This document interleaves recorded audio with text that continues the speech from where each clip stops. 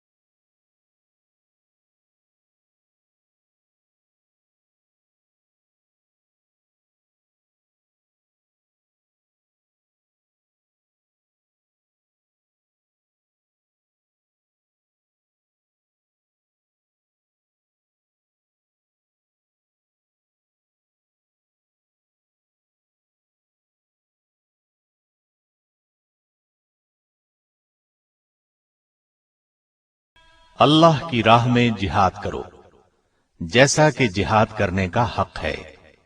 اسی نے تمہیں برگزیدہ بنایا ہے اور تم پر دین کی کسی بات میں تنگی نہیں ڈالی، اور تمہارے لیے تمہارے باپ ابراہیم کا دین پسند کیا۔ اللہ نے پہلے یعنی پہلی کتابوں میں تمہارا نام مسلم رکھا تھا، اور اس کتاب میں بھی تمہارا یہی نام رکھا ہے۔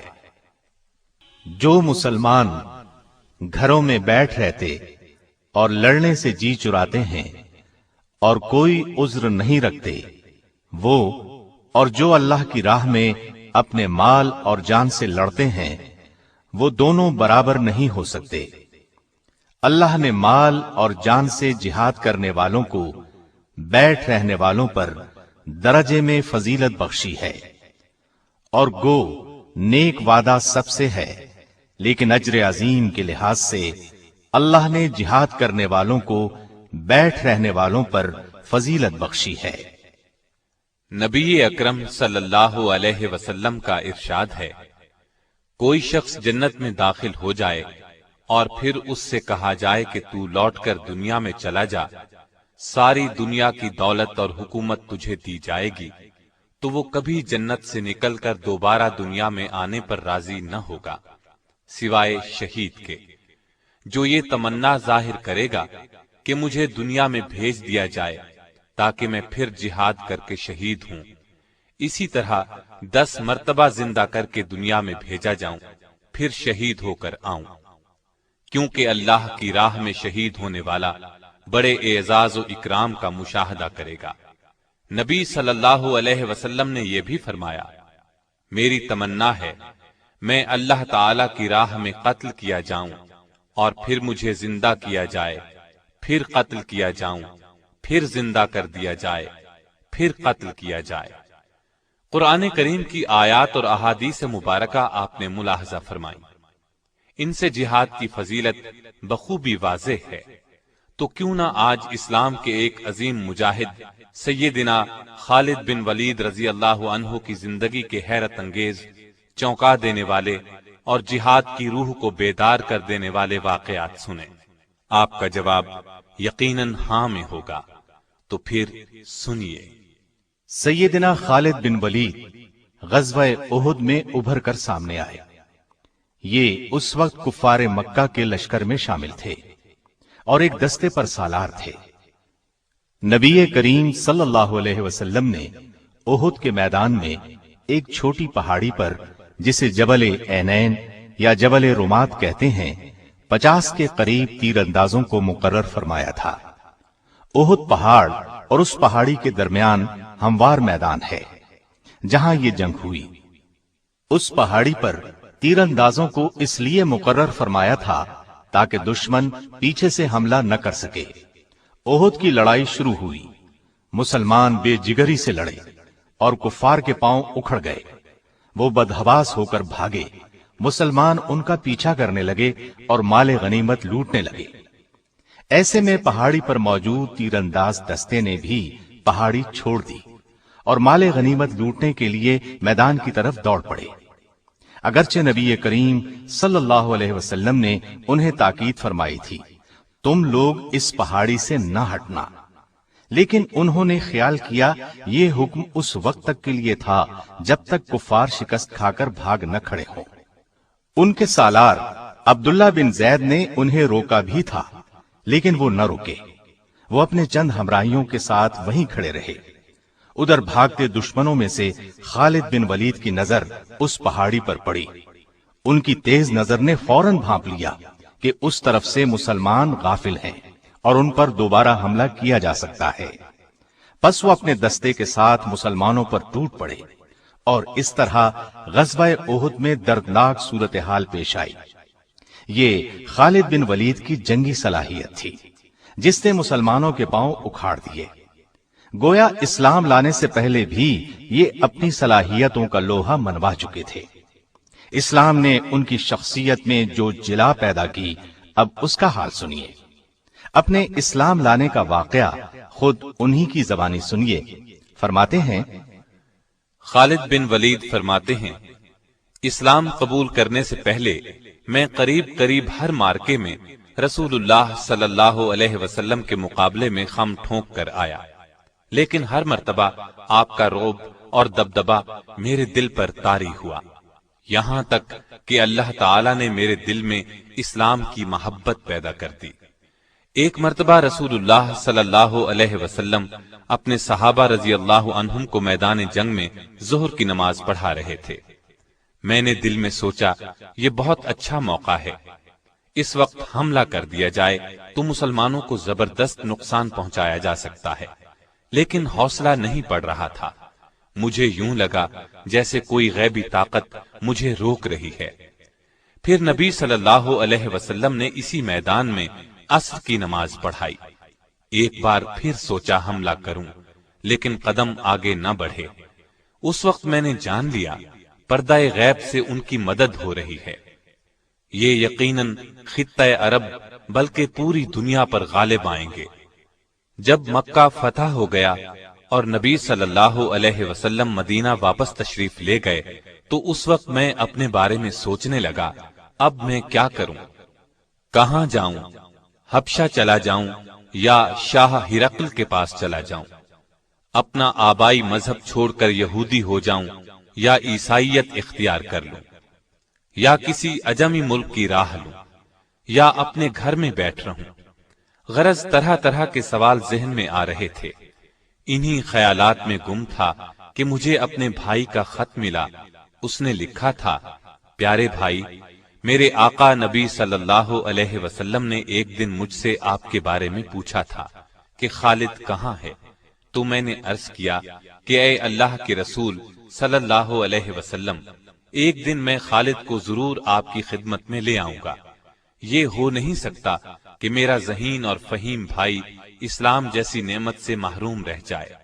میں خط کے یہ الفاظ پڑھ کر جھوم اٹھا۔ آپ نے مجھے یاد فرمایا تھا۔ اسی دوران میں نے ایک گہری نیند میں خواب دیکھا۔ کیا دیکھتا ہوں، ایک تنگ و تاریک اور بے آب و گیاہ جگہ سے سرسبز، شاداب اور کھلے میدان کی طرف جا رہا ہوں۔ آنکھ کھلی تو دل میں ایک خوشگوار احساس پیدا ہوا اور میں نے مدینے جانے کا پختہ ارادہ کر لیا۔ ساتھ ہی میں نے خواہش کی کہ مدینے کی طرف جانے کے لیے کوئی ساتھی مل جائے۔ میں نے عثمان بن طلحہ رضی اللہ عنہ سے اپنے دلی ارادے کا ذکر کیا، وہ خوشی سے میرے ساتھ چلنے کے لیے تیار ہو گیا۔ آخر ہم روانہ ہوئے۔ دوران سفر عمرو بن عاص رضی اللہ عنہ ملے۔ انہوں نے مجھ سے پوچھا کہاں جا رہے ہو؟ میں نے بتایا اسلام کی کشش مجھے مدینے کی طرف کھینچے لے جا رہی ہے۔ پھر میں نے ان سے پوچھا اور آپ کا ارادہ کہاں کا ہے؟ انہوں نے کہا یہی جذبہ لے کر میں گھر سے نکلا ہوں۔ اب ہم تینوں ایک ساتھ چل پڑے۔ یکم سفر 8 ہجری کو مدینہ طیبہ میں نبی صلی اللہ علیہ وسلم کی خدمت میں حاضر ہوئے۔ میں نے نہایت ادب اور احترام سے آپ کو سلام کیا۔ آپ نے مسکراتے ہوئے میرے سلام کا جواب دیا۔ میں نے کلمہ پڑھ کر اسلام میں داخل ہونے کا اعلان کیا۔ اس پر رسول اللہ صلی اللہ علیہ وسلم نے فرمایا، خالد، تمہاری دانش اور فہم و فراست کی بنا پر مجھے امید تھی کہ تم ایک دن ضرور اسلام قبول کر لو گے۔ میں نے نبی صلی اللہ علیہ وسلم کے ہاتھ پر بیعت کرتے ہوئے عرض کی، اے اللہ کے رسول، میرے لیے اللہ تعالی سے دعا کریں۔ میں لوگوں کو تلوار کے ذریعے اسلام سے روکتا رہا ہوں اور مسلمانوں کے لیے طرح طرح کی مشکلات پیدا کرتا رہا ہوں۔ نبی صلی اللہ علیہ وسلم نے میری پریشانی دیکھ کر فرمایا، گھبراؤ نہیں خالد، اسلام قبول کرنے سے دور جاہلیت کے تمام گناہ خود بخود مٹ جاتے ہیں۔ میں نے عرض کیا، اس کے باوجود میری درخواست ہے، آپ میرے حق میں ضرور دعا کریں۔ چنانچہ نبی صلی اللہ علیہ وسلم نے میرے لیے دعا فرمائی، الہی خالد بن ولید کو بخش دے، الہی خالد بن ولید پر رحم فرما، الہی اس کی جملہ خطائیں معاف فرما، بلا شبہ تو بخشنے والا مہربان ہے۔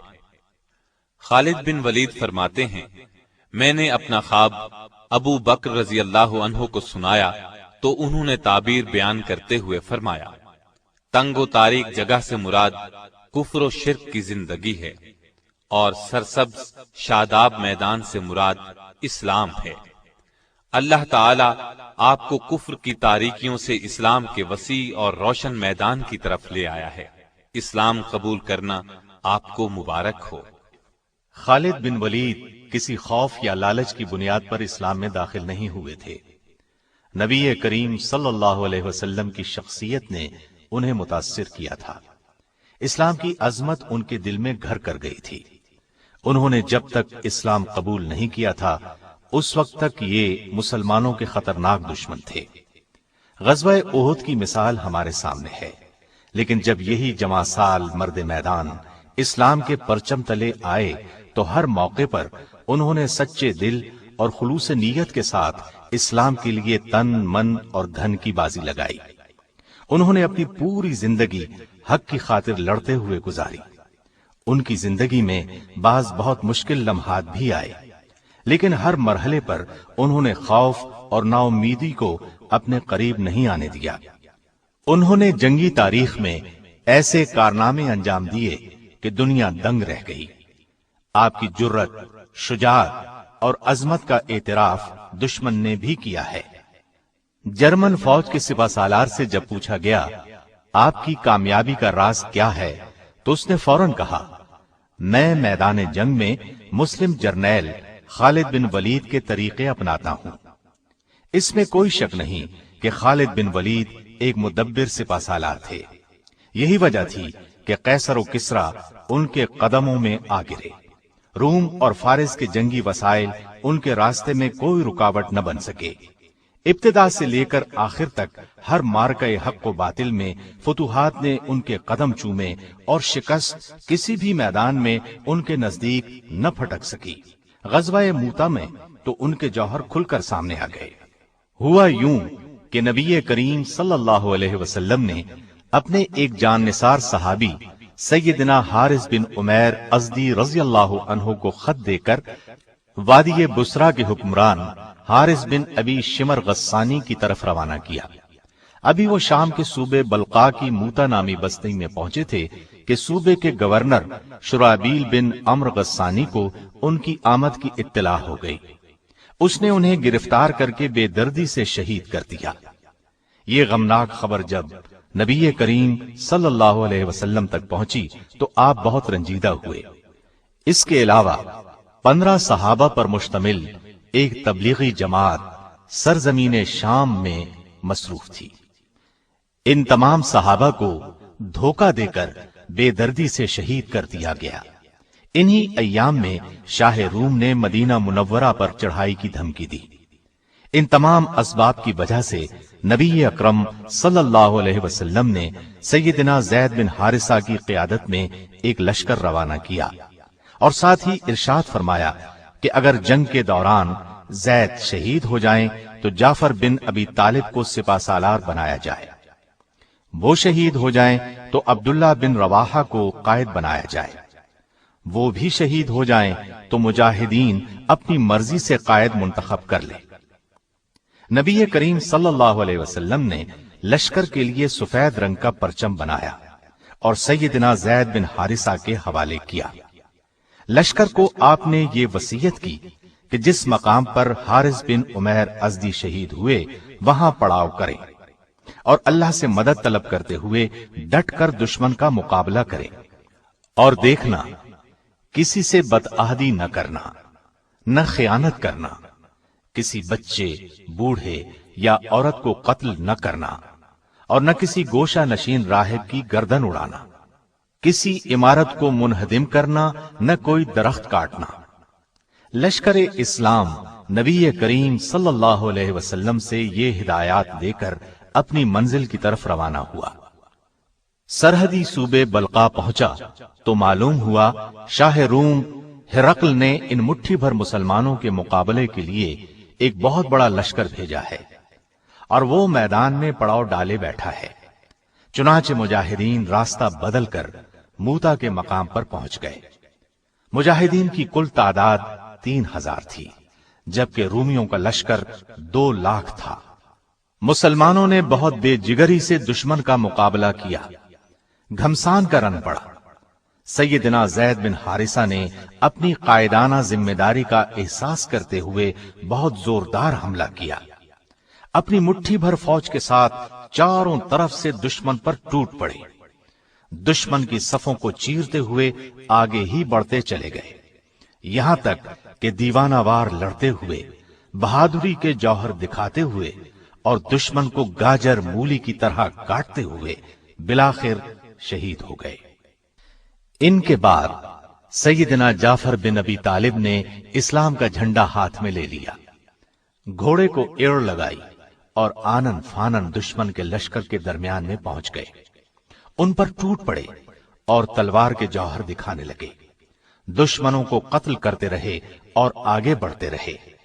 ایک دشمن کے وار سے دایاں بازو کٹ گیا تو جھنڈا بائیں بازو میں پکڑ لیا، دشمن نے بایاں بازو بھی کاٹ دیا۔ آپ نے جھنڈے کو اپنے بچے کھچے بازوؤں کے سہارے سنبھالے رکھا، گرنے نہیں دیا۔ اس نے تاک کر تیسرا وار کمر پر کیا، آپ لڑکھڑائے اور زمین پر گر گئے۔ اس طرح آپ بھی شہادت کے رتبے پر فائز ہوئے۔ ان کے بعد نبی کریم صلی اللہ علیہ وسلم کے ارشاد کے مطابق سیدنا عبداللہ بن رواحہ نے جھنڈا سنبھالا۔ یہ بھی بہادری اور جواں مردی کے جوہر دکھاتے ہوئے شہید ہو گئے۔ مسلسل 3 جرنیلوں کی شہادت کے بعد مسلمانوں کے حوصلے پست ہوتے محسوس ہوئے۔ لشکر اسلام کا جھنڈا گر چکا تھا، ہر طرف پریشانی کا عالم طاری تھا۔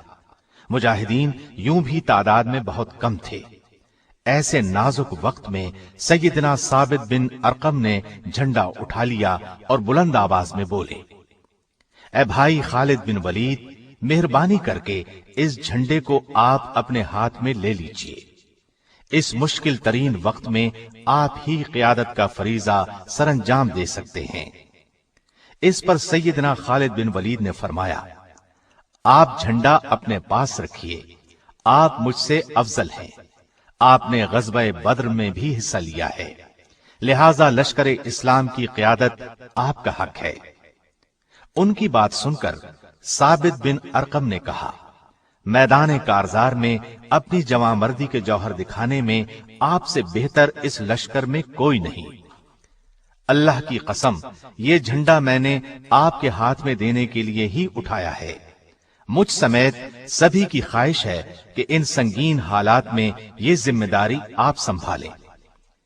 ये कहकर उन्होंने बुलंद आवाज में कहा, मुजाहिदो, क्या तुम खालिद बिन वलीद को अपना सिपा सालार तस्लीम करते हो? सब ने यकजुबान होकर कहा, हां, हम खुशी से इनकी सिपा सालारी में लड़ने के लिए तैयार हैं। ये सूरत हाल देखते हुए सैयदना खालिद बिन वलीद ने अल्लाह का नाम लेकर झंडा अपने हाथ में ले लिया। दुश्मन के मुकाबले में मुजाहिदीन की तादाद आटे में नमक के बराबर थी। मुजाहिदीन की कमान हाथ में लेते ही सैयदना खालिद बिन वलीद ने यह हिकमत अमली इख्तियार की कि चंद घुड़सवारों के जिम्मे ये काम लगाया कि लश्कर से पीछे हटकर सिर्फ घोड़े दौड़ाते रहे। उन्होंने जब ये काम शुरू किया तो वहां गर्दो गुबार उठने लगा। रूमी लश्कर ये सूरत देखकर खौफजदा हो गया। उसने ख्याल किया कि मुसलमानों को कुमक पहुंच गई है, इसलिए उनके हौसले पस्त होने लगे। खालिद बिन वलीद ने अपनी फौज को पीछे सरकाना शुरू किया और बड़ी एहतियात और हिफाजत से अपने लश्कर को दुश्मन के नरगे से निकाल लाए, वरना इस्लामी फौज पूरी तरह रूमी फौज के नरगे में आ चुकी थी। फिर उन्होंने दूसरे दिन लड़ाई शुरू होते ही जोरदार हमला शुरू किया। रूमियों के परखचे उड़ाने लगे। उनके हाथ से उस रोज 9 तलवारें टूटी। मुसलमानों के लश्कर को उनके नरगे से निकालकर ले आना सैयदना खालिद बिन वलीद का एक बहुत बड़ा कारनामा था, क्योंकि रूमी फौज 60 गुना थी और मुसलमान फौज का नुकसान भी कम से कम हुआ। मदीना पहुंचने पर उनका जबरदस्त इस्तकबाल हुआ और नबी करीम सल्लल्लाहु अलैहि वसल्लम ने उन्हें सैफुल्लाह यानी अल्लाह की तलवार का लक़ब दिया। आपके जहन में यकीनन सवाल उभर रहा होगा कि इस्लाम लाते ही जिन्होंने ये कारहाय नुमाया अंजाम दे डाले, वो इस्लाम लाने से पहले कैसे थे, क्या करते रहे? तो आइए हम एक नजर उनकी इस्लाम से पहले की जिंदगी पर भी डाल लें। अरब के तपते रेगिस्तान में आपने परवरिश पाई। बचपन ही से फनून सिपाहगरी की तरफ मुतवज्जे हो गए। उनकी जंगजूयाना सलाहियतों को देखते हुए कौम की हिफाजत उनके सपुर्द की गई। घुड़सवारी की तरबियत भी ली थी। बुलंद मर्तबत खानदान से ताल्लुक था। जवानी ही में ताकतवर और बहादुर सिपाही शुमार होने लगे, यहां तक कि पूरे अरब में मशहूर हो गए। ऐसे में उन्हें मालूम हुआ कि कुरैश के एक नौजवान ने दावा किया है कि उस पर अल्लाह की तरफ से वही आती है। फिर उन्होंने रसूलुल्लाह सल्लल्लाहु अलैहि वसल्लम को लोगों को ये दावत देते हुए सुना, लोगों, एक अल्लाह की इबादत करो, पत्थर के बुतों की पूजा छोड़ दो। ये दावत सुनकर खालिद बिन वलीद ने महसूस किया, ये दावत तो उनकी कौम के हक में तबाहकुन साबित होगी। उनकी पूरी कौम की राय यही थी, लिहाजा वो कुछ और सोचते भी कैसे। उन्होंने ख्याल किया, नया दीन तो उनकी सरदारी को खत्म कर देगा, लिहाजा वो भी कौम के साथ इस्लाम के खिलाफ डट गए। दीन की इशाअत को रोकने पर तुल गए।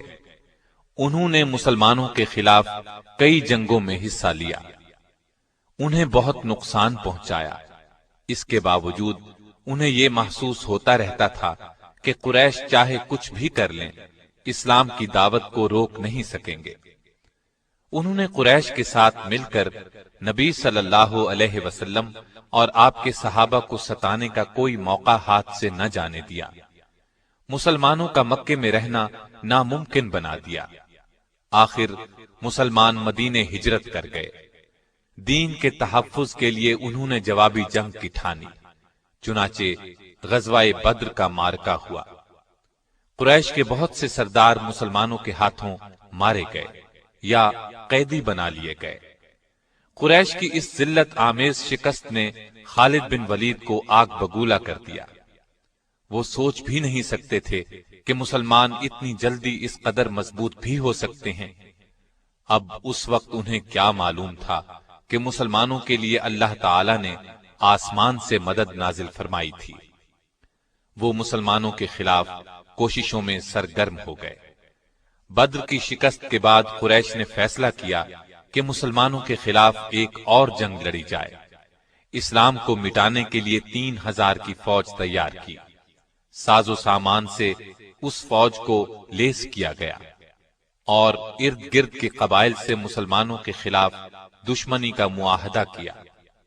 اس کے بعد مدینے کی طرف روانہ ہوئے۔ احد کے مقام پر مسلمانوں سے سامنا ہوا، جن کی کل تعداد 700 تھی۔ اس لڑائی کا حال ہم بیان کر ہی چکے ہیں۔ اس میں ان کے جوہر کھل کر سامنے آئے تھے، لیکن قریش نے اس موقع سے فائدہ نہ اٹھایا۔ اس طرح مسلمان پھر پاؤں جمانے کے قابل ہو گئے۔ یہ دیکھ کر خالد بن ولید نے تہیہ کر لیا تھا کہ عرب کے دوسرے قبیلوں کا تعاون حاصل کر کے مسلمانوں کی دعوت کا یکسر خاتمہ کر دیا جائے۔ چنانچہ انہوں نے عرب قبائل کے 10,000 افراد کا ایک بڑا لشکر جمع کیا۔ اسی لیے اس جنگ کو جنگ احزاب کہا جاتا ہے۔ احزاب عربی میں حزب کی جمع ہے، جس کے معنی گروہ کے ہیں، یعنی اس موقع پر سارے اسلام دشمن گروہ اور قبیلے جمع ہو گئے تھے۔ عرب قبیلوں اور اسلام دشمن طاقتوں پر مشتمل اس لشکر نے مدینے کی طرف پیش قدمی کی۔ خالد اور قریش کے دوسرے لوگوں نے طے کیا تھا کہ وہ مدینے کو لوٹ لیں گے اور مسلمانوں کو غلام بنا کر مکے واپس لے جائیں گے۔ خالد بن ولید کو اس بات کا علم نہیں تھا کہ جنگ احد میں مسلمانوں کی شکست کا سبب کیا تھا۔ 50 سواروں میں سے بعض نے رسول اللہ صلی اللہ علیہ وسلم کی ہدایت پر عمل نہیں کیا تھا۔ اسی کا نتیجہ شکست کی صورت میں نکلا تھا۔ یہ لشکر مدینے کے مضافات میں پہنچا تو خالد بن ولید اور ان کے ساتھی یہ دیکھ کر حیرت زدہ رہ گئے کہ مسلمانوں نے شہر کو بچانے کے لیے اس کے ارد گرد ایک چوڑی خندق کھود لی ہے۔ خالد ایک تجربہ کار جنگجو ضرور تھے، لیکن یہ عسکری تدبیر ان کے لیے بالکل نئی چیز تھی۔ ان لوگوں نے بار بار خندق پار کرنے کی کوشش کی، لیکن ہر بار ناکام ہوئے۔ مسلمان پوری طرح چوکس تھے۔ جس طرف سے بھی خندق پار کرنے کی کوشش کی گئی، مسلمان آڑے آئے اور ایسے ہر دشمن کا صفایا کرتے رہے جو خندق پار کرنے کی کوشش کرتا تھا۔ محاصرے کو جب 1 ماہ گزر گیا اور کچھ بن نہ پڑا تو خالد بن ولید مایوس ہو گئے۔ انہیں یقین تھا کہ مسلمان ہتھیار نہیں ڈالیں گے۔ پھر اللہ کے حکم سے تیز آندھی چلی۔ اس نے کفار کو تتر بتر کر دیا، خیمے اڑا کر رکھ دیے۔ لشکر میں ہولناک افراتفری مچ گئی۔ خالد بن ولید نے انہیں روکنے کی کوشش کی، ان کا حوصلہ بڑھانے کی کوشش کرتے رہے، لیکن وہ لوگ اچھی طرح محسوس کر چکے تھے کہ مسلمان ہتھیار نہیں ڈالیں گے۔ آخر قریش بھاگ کھڑے ہوئے۔ دشمنوں سے نجات پانے کے بعد رسول اللہ صلی اللہ علیہ وسلم اور صحابہ کرام نے عمرے کا ارادہ فرمایا۔ وہ معمولی ہتھیاروں کے ساتھ اس امید پر مکے کی طرف روانہ ہوئے کہ قریش انہیں عمرے سے نہیں روکیں گے، لیکن جب یہ لوگ مکے کے نزدیک پہنچے تو وہ آڑے آئے۔ انہوں نے خیال کیا مسلمانوں کی آمد ان کے لیے خطرہ ہے۔ ایسے میں خالد بن ولید کچھ سواروں کے ساتھ آگے بڑھے اور حدیبیہ کے مقام پر مسلمانوں کا راستہ روک لیا۔ انہوں نے مسلمانوں کو للکارا، لیکن وہ تو گھر سے لڑنے کے لیے نہیں آئے تھے، لہذا خاموش رہے۔ آخر رسول اللہ صلی اللہ علیہ وسلم نے قریش کے ساتھ ایک صلح نامہ طے کیا۔ طے یہ پایا کہ مسلمان اور قریش مکہ 10 سال تک نہیں لڑیں گے، اور یہ کہ مسلمان اب واپس مدینے چلے جائیں، آئندہ سال عمرہ کرنے کے لیے آئیں۔ اس معاہدے کی کچھ اور شرائط بھی تھیں۔ بعض مسلمانوں کے خیال میں وہ شرائط پسندیدہ نہیں تھیں، مگر انہوں نے رسول اکرم صلی اللہ علیہ وسلم کے سامنے دم مارنے کی جرأت نہ کی۔ بعد میں یہ بات ثابت ہو گئی کہ صلح کی شرائط مسلمانوں کے حق میں بہت مفید ثابت ہوئی تھی۔ اس صلح نامے کو باقاعدہ تحریری شکل دی گئی۔ خالد بن ولید اس دوران میں مسلمانوں کی حرکات اور سکنات دیکھتے رہے۔ وہ دیکھ رہے تھے کہ مسلمان کس طرح رسول اللہ پر جان چڑکتے ہیں۔ انہوں نے اس حد تک کسی کو کسی کا احترام کرتے نہیں دیکھا تھا۔ اسلام کی دعوت دینے کے وہ کس قدر شوقین تھے، یہ بھی انہیں اندازہ ہوا۔ اس روز کے بعد سے ان پر ایک مایوسی کی حالت طاری ہو گئی۔ حقیقت یہ تھی کہ وہ اسلام کی سچائی کو پوری طرح محسوس کرنے لگے تھے، لیکن اعلانیہ یہ بات کہنے کا حوصلہ ابھی ان میں پیدا نہیں ہوا تھا۔ آخر کار انہوں نے محسوس کر لیا کہ اب تک وہ جس راستے پر چلتے رہے ہیں اس میں سوائے تاریکی کے اور کچھ نہیں ہے۔ اسلام کی روشنی انہیں اپنے اندر جذب ہوتی محسوس ہوئی۔ اس طرح انہوں نے اسلام قبول کرنے کا فیصلہ کر لیا۔ ان کے اسلام لانے کی تفصیل ہم آپ کو سنا ہی چکے ہیں۔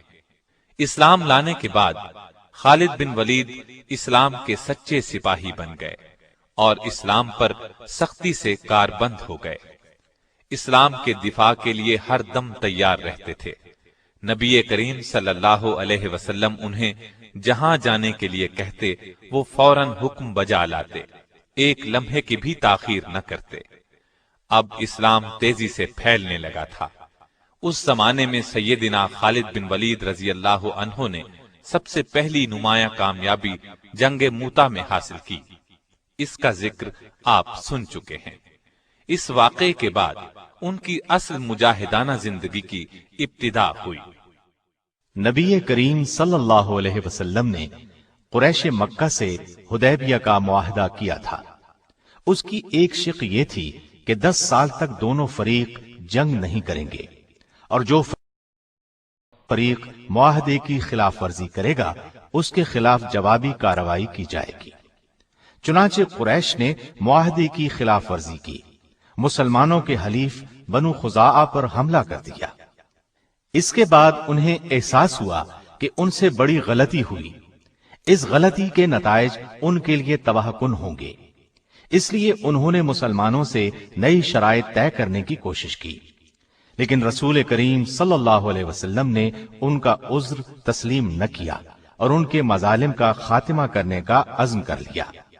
نبی کریم صلی اللہ علیہ وسلم 10,000 کے لشکر کے ساتھ مکے کی طرف روانہ ہوئے۔ سیدنا خالد بن ولید بھی اسلامی لشکر کے ایک حصے کے سالار تھے۔ نبی کریم صلی اللہ علیہ وسلم نے انہیں ہدایت کی کہ وہ معافی اور نرمی کا سلوک کریں، اس وقت تک خود حملہ نہ کریں جب تک ان پر حملہ نہ کیا جائے۔ خالد بن ولید اپنے دستے کے ساتھ مکے میں داخل ہوئے۔ وہ فوراً کعبے کی طرف بڑھے۔ کعبے میں مشرکین نے عبادت کے لیے ہر قسم کے بت رکھے ہوئے تھے۔ وہ نبی کریم صلی اللہ علیہ وسلم کے حکم پر ان بتوں کو توڑنے اور کعبے کے نواح سے بت پرستی کی نشانیاں مٹانے لگے، اور نبی کریم صلی اللہ علیہ وسلم نے مکے میں داخل ہو کر فرمایا، لوگو، آج کے دن تم آزاد ہو، تم میں سے کسی کو نقصان نہیں پہنچایا جائے گا۔ آپ صلی اللہ علیہ وسلم کا یہ اعلان سن کر خالد بن ولید نے محسوس کیا کہ نبی کریم صلی اللہ علیہ وسلم کس قدر عظیم انسان ہیں۔ جن لوگوں کے لیے آج عام معافی کا اعلان فرما رہے ہیں، کل انہی لوگوں نے آپ کو طرح طرح سے ستایا تھا، ظلم کے پہاڑ توڑے تھے اور ہر قسم کی زیادتی کی تھی، زیادتیاں کرنے میں کوئی کسر اٹھا نہ رکھی تھی۔ پھر انہوں نے دیکھا اسلام کا پرچم مکے کی ہر عمارت پر لہرا رہا تھا، فضا اللہ اکبر کی صداؤں سے گونج رہی تھی۔ ایسا منظر اس سرزمین نے پہلے کبھی نہیں دیکھا تھا۔ خالد بن ولید دوسرے صحابہ رضی اللہ عنہم کے ساتھ اللہ کے حضور سر بسجود ہو گئے، اس کی اس نعمت کا شکر ادا کرنے لگے جو مسلمانوں کو عطا کی گئی تھی۔ خالد بن ولید رسول اللہ صلی اللہ علیہ وسلم کے بہت نزدیک رہے۔ انہوں نے اسلام کے دشمنوں کے خلاف ہر جہاد میں حصہ لیا۔ نبی کریم صلی اللہ علیہ وسلم نے فتح مکہ کے بعد محسوس کیا کہ قبیلہ حوازن اسلام کے راستے میں رکاوٹ بن رہا ہے۔ آپ نے 12,000 مجاہدین کے ساتھ ان لوگوں پر چڑھائی کی اور انہیں سبق سکھایا۔ خالد بن ولید اس غزوے میں بھی شریک رہے۔ وہ عرب قبائل کو اسلام کے دائرے میں لانے کی تگ و دو کرتے رہے۔ مکے کے ارد گرد کے قبائل پر غلبہ پانے کے بعد مدینہ واپس تشریف لائے اور حج کی تیاری شروع کر دی۔ پھر نبی کریم صلی اللہ علیہ وسلم کی قیادت میں 1,00,000 سے زائد مسلمان حج ادا کرنے کے لیے مکے کی طرف روانہ ہوئے۔ سیدنا خالد بن ولید بھی آپ کے ساتھ تھے۔ انہوں نے میدان عرفات میں نبی کریم صلی اللہ علیہ وسلم کا خطبہ بہت غور سے سنا اور سمجھ گئے کہ آپ کی رحلت کا وقت قریب آ پہنچا ہے۔ حج کے سفر سے واپسی پر نبی کریم صلی اللہ علیہ وسلم علیل ہو گئے۔ تمام صحابہ رضی اللہ عنہم بہت اداس تھے۔ انہیں اس بات کی گھبراہٹ تھی کہ کہیں رسول اکرم صلی اللہ علیہ وسلم رحلت نہ فرما جائیں، جبکہ نبی کریم صلی اللہ علیہ وسلم کی رہنمائی اور قیادت کی ابھی بہت ضرورت تھی۔ آخر کئی روز کی علالت کے بعد نبی کریم صلی اللہ علیہ وسلم دنیا سے رخصت ہو گئے۔ انا للہ و انا الیہ راجعون۔ صحابہ پر غم کا پہاڑ ٹوٹ پڑا۔ خالد بن ولید بھی دوسروں کی طرح بہت غمزدہ تھے۔ آخر کار سب نے یہ حقیقت تسلیم کر لی کہ ہر انسان کو ایک دن یہ عارضی زندگی چھوڑ کر دوسرے جہاں جانا ہے۔ نبی کریم صلی اللہ علیہ وسلم کے بعد سیدنا ابو بکر صدیق رضی اللہ عنہ کو خلیفہ منتخب کر لیا گیا۔ دوسری طرف عرب کے بعض قبائل مرتد ہو گئے۔ چند افراد نے جھوٹی نبوت کا دعویٰ کر دیا۔ انہوں نے مدینے کی مرکزی حکومت کے خلاف ایک فتنہ کھڑا کر دیا۔ خلیفہ اول سیدنا ابو بکر نے مرتدوں کو سبق سکھانے کا فیصلہ فرمایا۔ ان سے مقابلے کے لیے ایک فوج تیار کی۔ طلیحہ بن خویلد وہ ناہنجار شخص تھا جس نے نبی کریم صلی اللہ علیہ وسلم کے بیمار ہونے کی خبر سنتے ہی نبوت کا دعویٰ کر دیا تھا۔ سیدنا ابو بکر صدیق نے خالد بن ولید کو پہلے اس کی طرف روانہ کیا۔ آپ منزل پر پہنچے اور طلیحہ اور اس کے پیروکاروں کو شکست فاش دی۔ خالد بن ولید اس کے بعد مدینہ طیبہ پہنچے۔ صدیق اکبر نے مہاجرین اور انصار کے ایک لشکر کو ان کی قیادت میں دیا اور مسیلمہ کذاب کے مقابلے میں روانہ کیا۔ یہ بھی جھوٹی نبوت کا دعوے دار تھا اور اس نے اپنے گرد بے شمار مرتد جمع کر لیے تھے، گویا ایک لشکر اس کے ساتھ تھا۔ سیدنا خالد بن ولید سے پہلے اکرمہ بن ابی جہل اور شرابیل بن حسنہ کی فوج مسیلمہ سے شکست کھا چکی تھی۔ مسیلمہ کو خالد بن ولید کی آمد کا پتہ چلا تو وہ ان کے مقابلے میں 40,000 کا لشکر لے کر میدان میں آیا۔ دونوں فوجیں آپس میں ٹکرائیں، گھمسان کا رن پڑا، زبردست جنگ ہوئی، لیکن مسیلمہ کے لشکر میں کسی کمزوری کے آثار نظر نہ آئے۔ آخر سیدنا خالد بن ولید نے ایک جنگی حکمت عملی اختیار کی۔ پورے لشکر کو قبائل کی بنیاد پر تقسیم کیا، ہر قبیلے کا ایک کمانڈر نامزد کیا اور سب سے فرمایا جان توڑ کر لڑنا۔ اب میں دیکھوں گا کہ کون سا قبیلہ جنگ میں پسپائی اختیار کر رہا ہے اور کون سا پیش قدمی کر رہا ہے۔ اس طرح ہر قبیلے نے بے جگری سے مقابلہ کیا۔ اس طرح مسیلمہ کی فوج کے پاؤں اکھڑ گئے۔ وہ پسپا ہوتے ہوتے ایک باغ میں داخل ہو گیا۔ باغ کے گرد مضبوط چار دیواری تھی۔ اندر داخل ہوتے ہی مرتدوں نے باغ کا دروازہ بند کر لیا۔ دروازہ انتہائی مضبوط تھا، اس کو توڑنا آسان نہیں تھا۔ دوسری طرف دیوار بہت اونچی تھی، اس کو پھلانگ جانا بھی ممکن نہیں تھا۔ مسلمانوں نے باغ کو چاروں طرف سے گھیر لیا اور دروازہ توڑنے کی کوشش کی، لیکن دروازہ نہ ٹوٹا۔ یہ صورتحال دیکھ کر ایک صحابی سیدنا برا بن عازب نے جذبہ جہاد سے سرشار ہو کر اپنے ساتھیوں سے کہا، مجھے اٹھا کر دیوار کے اوپر سے باغ میں پھینک دو۔ مسلمانوں نے ایسا ہی کیا، ان کو ہاتھوں اور پیروں سے پکڑ کر جھولا دیا اور اچھال دیا۔ یہ دیوار کے اوپر سے ہوتے ہوئے عین دروازے کے دوسری طرف باغ کے اندر گرے۔ یہ نڈر، پھرتیلا، بہادر، جفاکش اور جانباز صحابی فضا میں لہراتا باغ میں گرا تو مسیلمہ کی فوج میں بھگدڑ مچ گئی۔ انہوں نے خیال کیا کہ نہ جانے آسمان سے کیا بلا نازل ہوئی ہے، لیکن سیدنا برا بن عازب نے فوراً دروازہ کھول دیا۔ دروازے کا کھلنا تھا کہ لشکر اسلام نعرہ تکبیر لگاتا ہوا دشمن پر ٹوٹ پڑا۔ ایک بار پھر گھمسان کی لڑائی شروع ہو گئی۔ مسیلمہ کذاب وحشی بن حرب کے ہاتھوں مارا گیا۔ یہ وہی وحشی بن حرب ہیں جن کے ہاتھوں غزوہ احد میں سیدنا حمزہ رضی اللہ عنہ نبی کریم صلی اللہ علیہ وسلم کے پیارے چچا نے جام شہادت نوش فرمایا تھا۔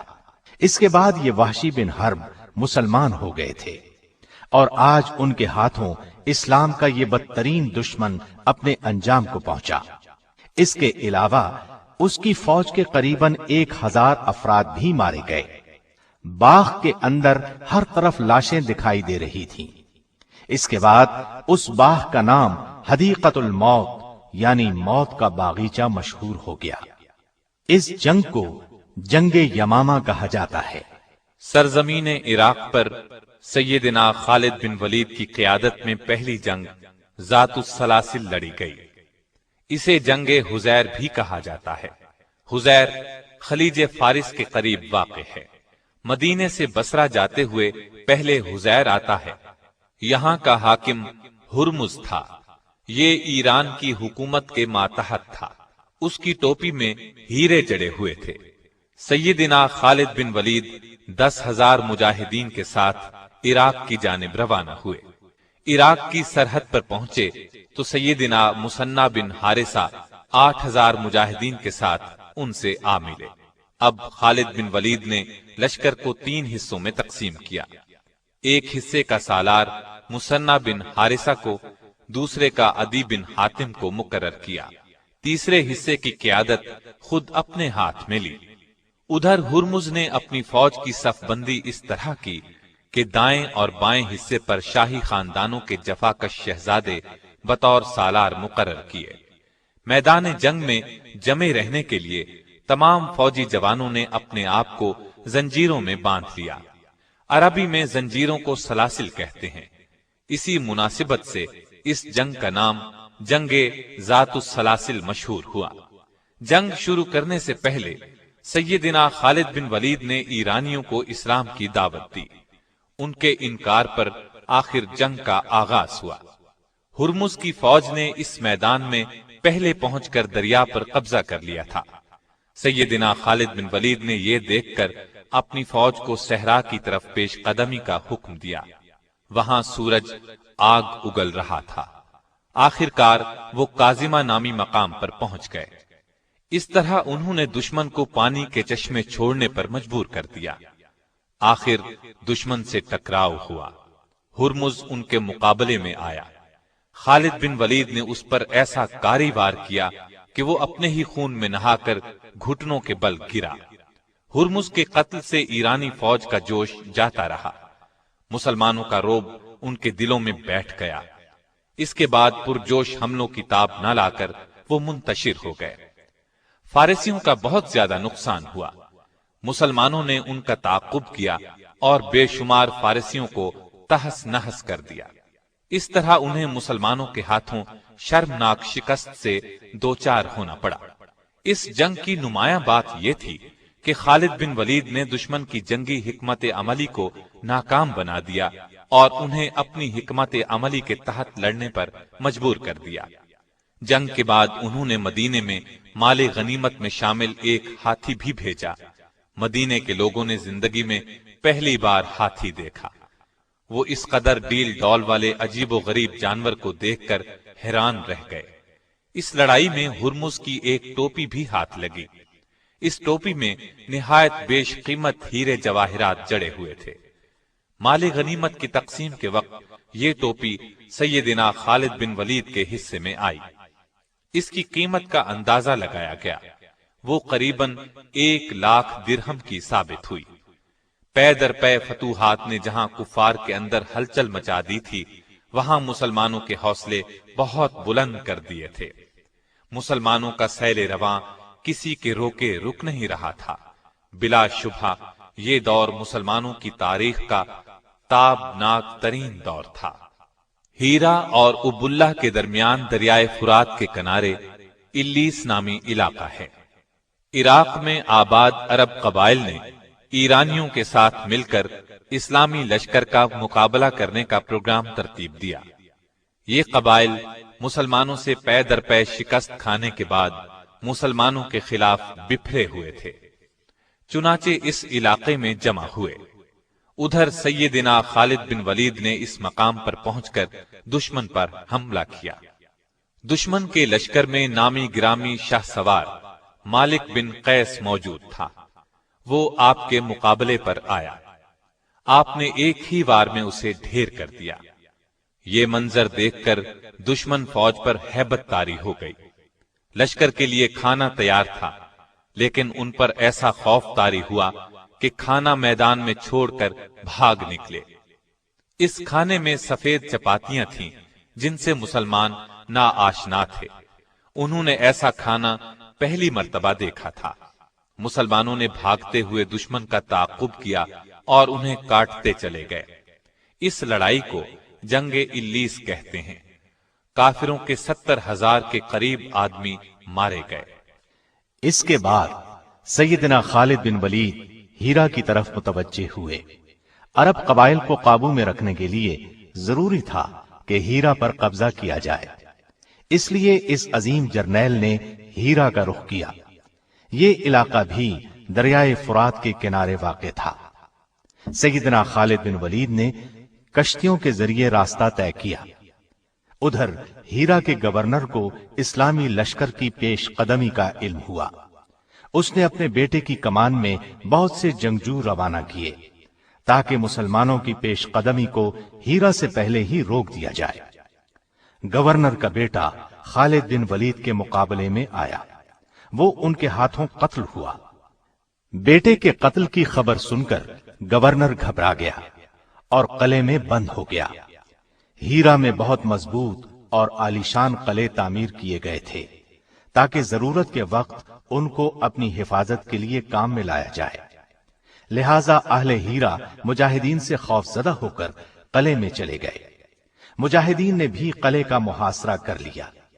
ایک دن اور ایک رات محاصرہ جاری رہا۔ آخر کسی طرح چند مجاہدین قلعے میں داخل ہو گئے۔ اہل ہیرا پہلے ہی حوصلہ ہار چکے تھے، اس لیے صلح پر آمادہ ہو گئے۔ انہوں نے سالانہ 1,90,000 درہم جزیہ ادا کرنا قبول کیا، اور یہ بھی طے ہوا کہ اہل ہیرا مجاہدین کے لیے ایران کے خلاف جاسوسی کی خدمات انجام دیں گے۔ طے پایا کہ مجاہدین ان کی عبادت گاہوں کو کوئی نقصان نہیں پہنچائیں گے۔ سیدنا خالد بن ولید نے 1 سال ہیرا میں قیام کیا۔ اس 1 سال کے عرصے میں ارد گرد فوجی دستے بھیج کر نمایاں کامیابیاں حاصل کی۔ سیدنا خالد بن ولید کی دیرینہ خواہش تھی کہ اسلامی ریاست کی شمالی سرحدوں پر رومیوں کا قلع قمع کیا جائے، چنانچہ انہوں نے 36,000 کا لشکر جمع کیا۔ دلیر اور تجربہ کار سالاروں کو اس کی قیادت سونپی۔ لشکر کو کئی دستوں میں تقسیم کیا۔ انہیں حکم دیا کہ الگ الگ دستوں کی صورت میں آگے بڑھیں اور یرموک کے مقام پر جا ملیں۔ اسلامی لشکر جب طے شدہ پروگرام کے مطابق یرموک کے مقام پر جمع ہوا تو پتہ چلا کہ ان کے مقابلے میں 2 لاکھ کا لشکر سفارا ہو چکا ہے۔ اسلامی لشکر کے سالاروں نے آپس میں مشورہ کیا اور اس نتیجے پر پہنچے کہ دانش مندی کا تقاضا یہ ہے کہ خلیفہ کو اس صورتحال کی اطلاع دی جائے۔ مدینے میں سیدنا ابو بکر صدیق کو صورتحال کا علم ہوا تو انہوں نے خالد بن ولید کی طرف قاصد روانہ کیا۔ وہ اس وقت عراق کے محاذ پر تھے۔ قاصد کے ذریعے انہیں خلیفہ کا پیغام ملا کہ وہ شام پہنچ کر رومیوں کے خلاف اسلامی لشکر کی قیادت کرے۔ خالد بن ولید روانہ ہو گئے۔ ان کا سفر بہت مشکل تھا۔ صحرا میں سے سفر کرتے ہوئے وہ اپنے 8,000 سپاہیوں کے ساتھ آخر یرموک میں موجود اسلامی لشکر سے جا ملے۔ انہوں نے احتیاط سے صورتحال کا جائزہ لیا، لڑائی کا باقاعدہ منصوبہ تیار کیا۔ انہوں نے دیکھا کہ اسلامی لشکر 4 سالاروں کے تحت بٹا ہوا ہے، اس وجہ سے ایک متحدہ جنگ لڑنا مشکل ہوگا۔ انہوں نے سالاروں سے مشورہ کیا، انہیں قائل کیا کہ سب دستے اکٹھے کر لیں تاکہ کامیاب لڑائی لڑی جا سکے۔ اس وقت انہوں نے فوج کے سامنے یہ تقریر کی: ہمارا آج کا دن اللہ کے لیے وقف ہے، دشمن پر فخر یا غصے کے اظہار کا کوئی فائدہ نہیں ہوگا۔ اخلاص کے ساتھ اس جہاد میں حصہ لو اور اللہ کی خوشنودی کے حقدار بن جاؤ۔ اپنے ساتھیوں سے انہوں نے یہ درخواست کی کہ پہلے روز فوج کی کمان انہیں سنبھالنے دی جائے۔ سب سالار ان کی کمان پر رضامند ہو گئے۔ جنگ شروع ہونے سے پہلے رومی سالار حامان نے خالد بن ولید سے ملاقات کی خواہش ظاہر کی۔ وہ ملاقات کے لیے تیار ہو گئے۔ حامان نے ان سے کہا: ہمارے علم میں یہ بات آئی ہے کہ تم غربت کی وجہ سے اپنے ملک سے نکل آئے ہو۔ تم چاہو تو میں تم میں سے ہر ایک کو 10 دینار کپڑے اور خوراک دے سکتا ہوں، شرط یہ ہے کہ اپنے ملک میں واپس چلے جاؤ۔ اگلے سال بھی میں تمہیں اسی قدر انعام دوں گا۔ اس کی بات سن کر خالد بن ولید نے کہا: یہ غربت نہیں جو ہمیں یہاں لائی ہے، بلکہ ہم تو تمہارا خون پینا چاہتے ہیں۔ ہمیں بتایا گیا ہے کہ تمہارا خون لذیذ ترین ہے۔ یہ کہہ کر خالد بن ولید اپنی فوج میں واپس آئے۔ انہوں نے میدان جنگ کا جائزہ لیا اور رومیوں کے لشکر جرار کا مقابلہ کرنے کے لیے اپنی فوج کو دستوں میں تقسیم کر کے صف بندی کی۔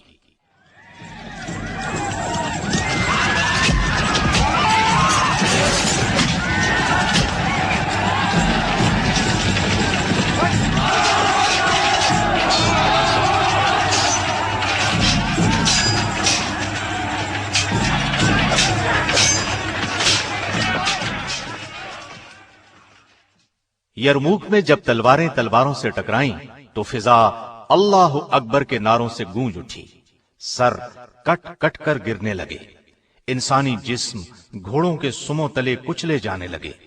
دونوں فوجیں سارا دن لڑتی رہیں، شام کو اپنے پڑاؤ میں چلی گئیں۔ دوسرے دن اسلامی لشکر نے رومی فوج کے قلب پر حملہ کیا اور ان کی صفیں درہم برہم کر دی۔ بلاخر رومیوں کے پاؤں اکھڑ گئے، انہوں نے پیٹھ دکھائی اور بھاگنے لگے۔ مسلمانوں نے تعاقب کیا اور انہیں گاجر مولی کی طرح کاٹتے چلے گئے۔ بہت دور تک پیچھا کرنے کے بعد لوٹے۔ رومیوں کا بے پناہ نقصان ہوا، رسوائی الگ پلے پڑی۔ یہ بات بھی نہیں کہ خالد بن ولید صرف ایک جنگجو تھے، وہ اسلام کی عظمت کا ایک نشان بھی تھے۔ سچے مسلمان تھے، صرف اللہ کی رضا کے لیے ہر کام کرتے تھے۔ ان کی زندگی میں ایک نازک لمحہ آیا تھا، لیکن وہ اس وقت بھی ایک کھرے مسلمان ہی ثابت ہوئے۔ یرموک کی یہ لڑائی ہو رہی تھی، جنگ کا میدان گرم تھا۔ ایسے میں مدینے سے ایک قاصد آ پہنچا۔ اس نے لشکر میں موجود سیدنا ابو عبیدہ بن جراح کو خبر دی کہ رسول اللہ صلی اللہ علیہ وسلم کے خلیفہ ابو بکر صدیق رضی اللہ عنہ انتقال کر گئے ہیں اور سیدنا عمر بن خطاب مسلمانوں کے خلیفہ منتخب ہوئے ہیں۔ انہوں نے خالد بن ولید کو لشکر کی کمان سے معزول کر دیا اور آپ کو ان کی جگہ سپہ سالار مقرر کیا ہے۔ سیدنا ابو عبیدہ نے خط اس وقت تک خفیہ رکھا جب تک کہ جنگ ختم نہ ہو گئی۔ جنگ کے ختم ہونے پر وہ سپہ سالار کے پاس گئے، وہ خط انہیں دیا۔ انہوں نے خط پڑھا اور پوچھا یہ خط کب آیا تھا؟ ابو عبیدہ نے انہیں بتایا کہ یہ خط انہیں اس وقت ملا تھا جب جنگ عروج پر تھی۔ انہوں نے پوچھا آپ نے خط مجھے اس وقت کیوں نہ دیا؟ ابو عبیدہ نے کہا وہ وقت خط دینے کے لیے مناسب نہیں تھا۔ سیدنا خالد بن ولید نے ان کی تعریف کی، آگے بڑھ کر ان کی پیشانی چوم لی۔ اس وقت ان کی آنکھوں میں آنسو تیر رہے تھے۔ انہوں نے اسی وقت فوج کی کمان ان کے سپرد کر دی۔ پھر ان کی قیادت میں ایک سپاہی کی حیثیت سے لڑتے رہے۔ پہلے کی طرح کفر کے خلاف جہاد میں سرگرم رہے، یہاں تک کہ مسلمانوں نے فلسطین اور اردن کے تمام علاقے فتح کر لیے۔ انہوں نے رومیوں کو ان علاقوں سے نکال باہر کیا۔ رومی بادشاہ ہرقل کو اپنی فوج کی عبرتناک شکست کی خبر ملی تو وہ اپنے فوجی پڑاؤ ہمس کو چھوڑ کر واپس قسطنطنیہ چلا گیا۔ اس نے شام کو ہمیشہ کے لیے خیر باد کہہ دیا۔ یرموک کی لڑائی میں ایک دلچسپ واقعہ یہ پیش آیا کہ ایک رومی جرنیل جرجا نے سیدنا خالد بن ولید سے کہا، ایک بات تو بتاؤ، کیا تمہارے نبی پر آسمان سے کوئی تلوار نازل ہوئی تھی جو انہوں نے تمہارے ہاتھ میں تھما دی اور تمہیں سیف اللہ کہا جانے لگا؟ اس پر سیدنا خالد بن ولید نے فرمایا، اللہ تعالیٰ نے ہماری رہنمائی کے لیے ایک رسول بھیجا، ہم میں سے بعض نے ان کی تصدیق کی اور دل و جان سے ان کا ساتھ دیا، ان کی محبت کا دم بھرا، ان کے ہر حکم کے سامنے سر جھکا دیا، جبکہ بعض نے ان کی مخالفت پر کمر باندھ لی۔ پہلے میں بھی ایسے لوگوں میں شامل تھا، پھر اللہ تعالیٰ نے میرا دل اسلام کی طرف مائل کر دیا، میں رسول اللہ صلی اللہ علیہ وسلم کے دست مبارک پر بیعت کر کے دائرہ اسلام میں داخل ہو گیا۔ ایک موقع پر اللہ کے رسول صلی اللہ علیہ وسلم نے فرمایا، خالد تو اللہ کی تلوار ہے، تجھے اللہ نے کافروں کا قلع قمع کرنے کے لیے بنایا ہے۔ سو اس طرح میرا نام سیف اللہ مشہور ہو گیا۔ رومی جرنیل حامان نے پوچھا، تم کس چیز کی طرف دعوت دیتے ہو؟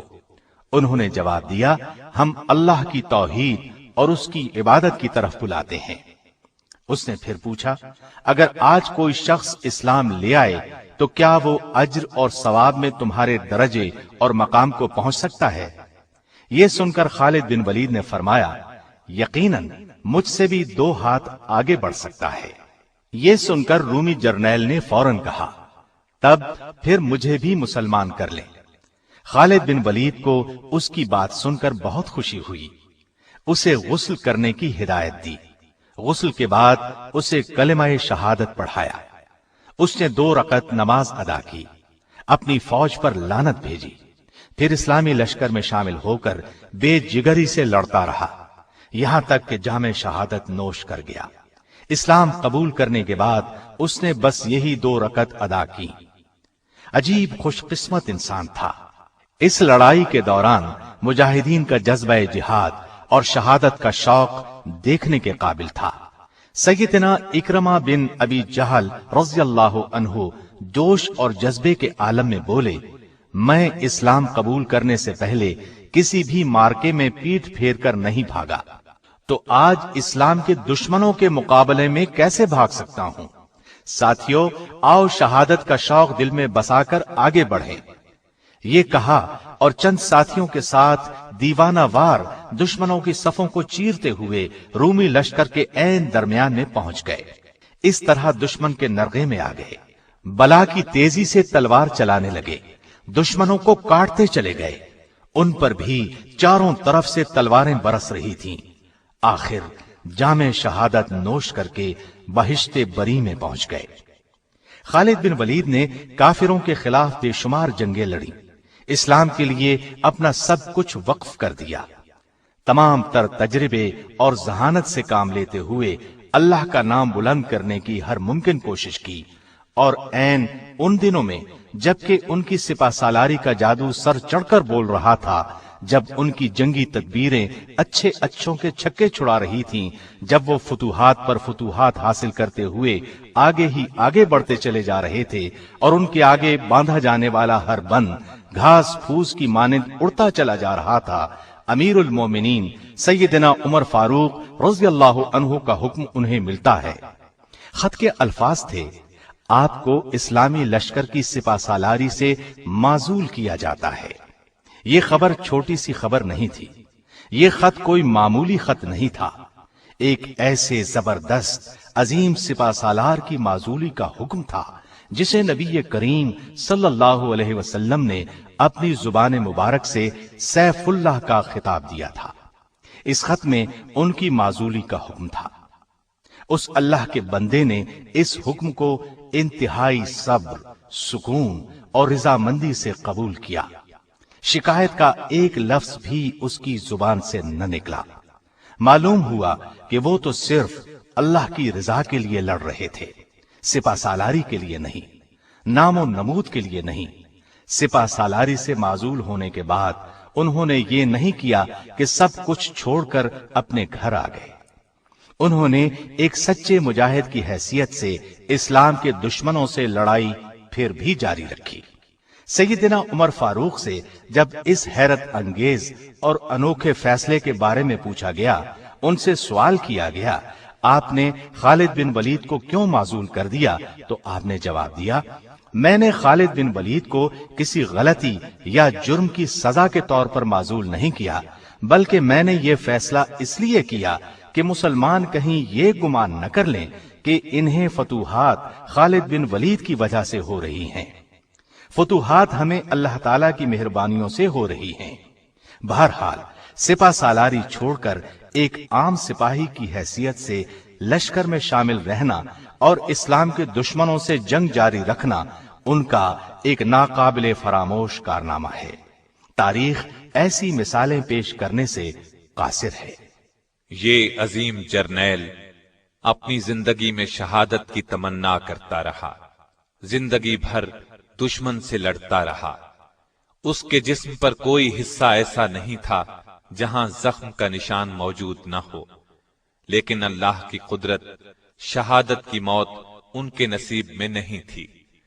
दुश्मन जिसका नाम सुनकर कांप जाता था, वो अपनी जिंदगी के आखिरी दिनों में हिम्स शहर में बिस्तर पर लेटा था और आंसू बहाते हुए गमगीन अंदाज में कह रहा था, अफसोस, आज मैं बिस्तर की मौत मर रहा हूं।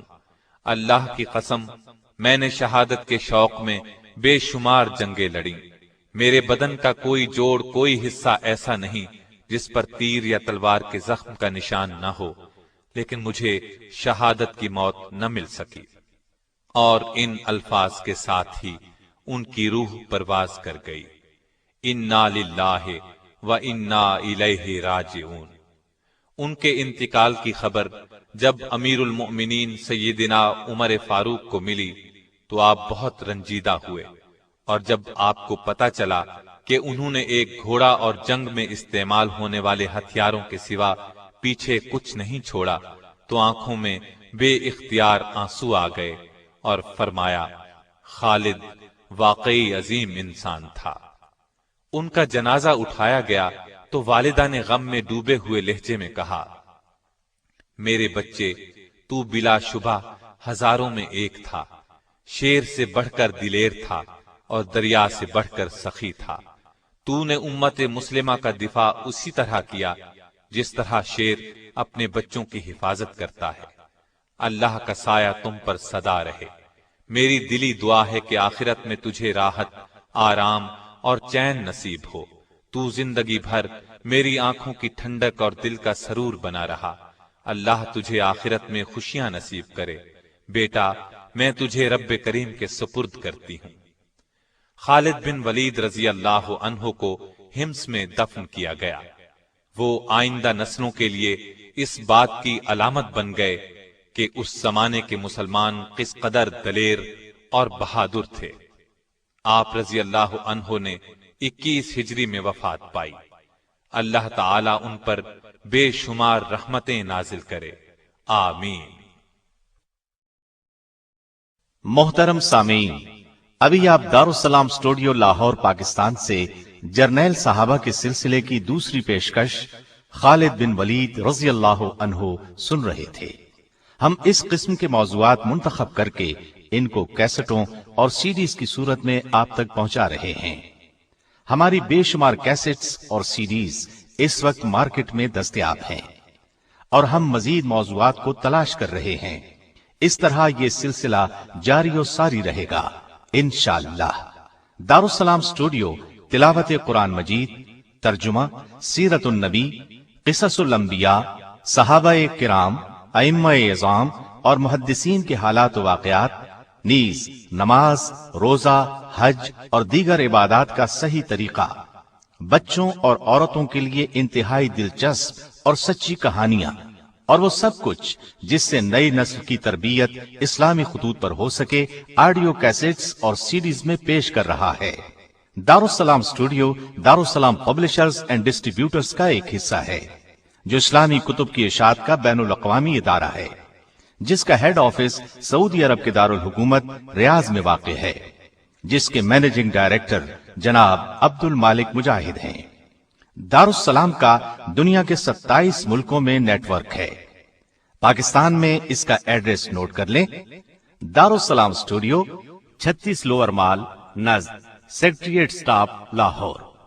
فون 724-0024 723-2400 اور 712-0054۔ فیکس 735-4072۔ یہ پیشکش تھی محمد طارق شاہد کی۔